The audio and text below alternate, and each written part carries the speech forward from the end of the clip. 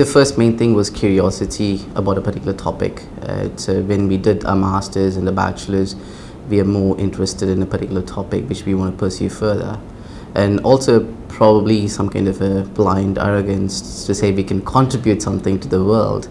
So I think that was the primary drivers for me. So to learn more about it and then see what I can contribute back to the society. Actually, no. It was a kind of opening to explore new pathways for me at the PhD. So there wasn't predefined career paths which I had in mind.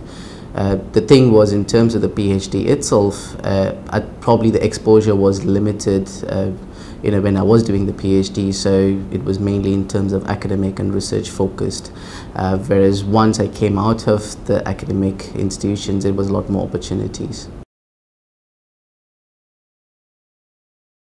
I think most of the time it is quite academic focused. There are very few supervisors who I know of who have a relationship with the industry, a very close relationship, and they're exposed to what's happening within the industry. I think it's important to have an academic background and academic focus, and that drives what the innovation is within that. But I think we miss out on some of the creative ideas being transferred into the real world. And I think that's something which probably the supervisors needs to focus a bit more. And that's something which we can definitely improve upon. I think it's more interactions. Definitely we need to interact more. The PhD students have to interact with our corporate peers. So talk about various other trade shows. We go to various conferences, not academic, non-academic conferences, and we hardly see PhD students there. So which is interesting. Say for example, within Australia, we have the ASA from a security perspective, cyber security. We have the ASA conference. We have the ESACA, which is a security organization, and we have Gartner conferences. So those are more corporate focused.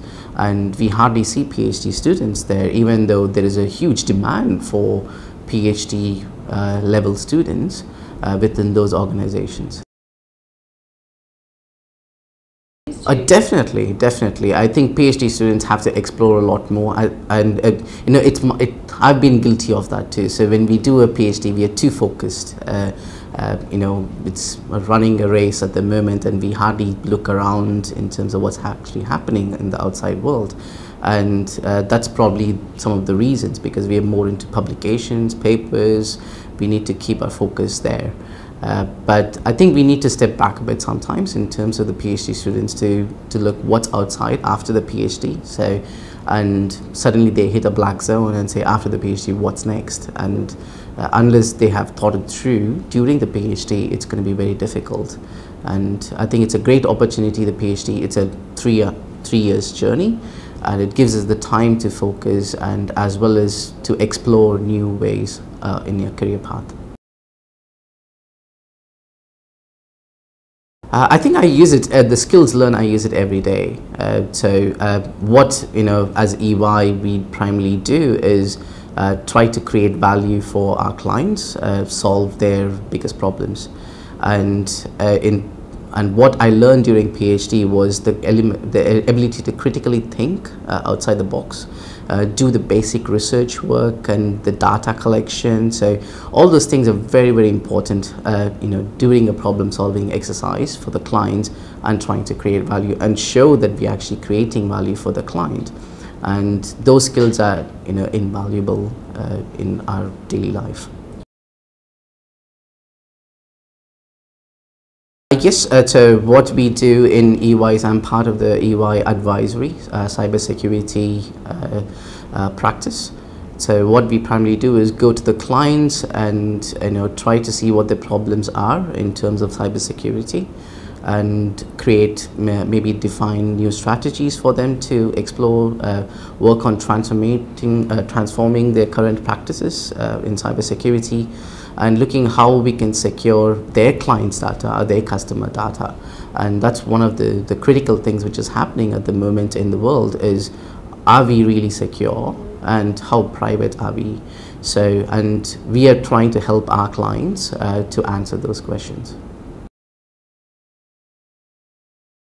I think at the moment, every client I go to, I'm trying to use my skill to better their business and in turn better their customers. So for example, I've been recently working on an FSO client who have about 1.2 million Australian accounts, right? And we were trying to secure those accounts, and we are trying to protect the Australian privacy, the people's privacy.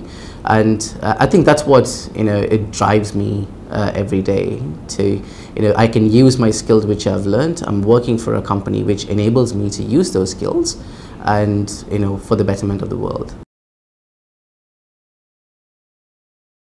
Oh, most definitely. I think within our cybersecurity team in the FSO, we have about now 3 PhDs. So 3 or 4 years back, there weren't any. So there's a lot of, and we are trying to innovate. Innovation is a key aspect of EY, and like most companies, and we want to enable critical thinking skills, and that's what the PhDs actually offer. So ability to do that and innovate further, and we definitely want to employ more PhDs in that regard. I think it is difficult in some sense, and I'll look at in terms of what is easier. And so in terms of the PhD, we work long hours. So I can remember PhD at 2 a.m. in the morning, working on my thesis. So it's very similar in the corporate world. So unfortunately, those who wants to, take it easy, it doesn't get any easier. But we're already used to that level of thinking.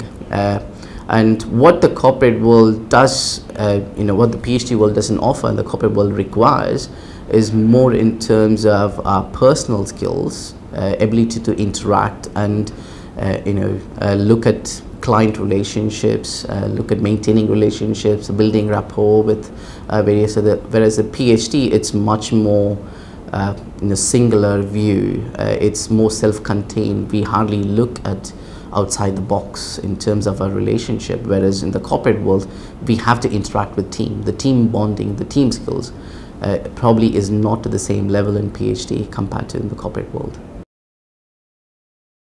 Oh, definitely. I think we are encouraged a lot, and there are a lot of incentives at the moment, even within EY and most organizations, to publish, in either in peer-reviewed journals or industry magazines, because it also not only puts the company in a better shape and a better light, but also gives the opportunity for the person to grow further and explore and enhance the skill set. So there's always been the company is very keen on encouraging such activities. I think the first thing is in terms of try to look at the broader picture rather than what the current thesis is. So typically, we tend to focus more on the thesis topic and not look at the broader view, what happens after the thesis is published, and also try to develop some of the key skill sets which we need to interact with people and work with teams. That's something which is was lacking when I did my PhD. You have friends, but not in a team environment where collectively we are trying to solve a problem. And that's something which, if given the opportunity, I would probably change certain things in how I did my PhD in terms of collaboration with various other researchers around the world. I think, the main thing is in terms of it's more the passion and the drive. If a person has the passion and the drive, it doesn't really matter which topic he chooses, whether it's a PhD student, wants to go into corporate or into the academic. I think there is a tremendous amount of success waiting for the person. It's just that the paths are different. That's about it.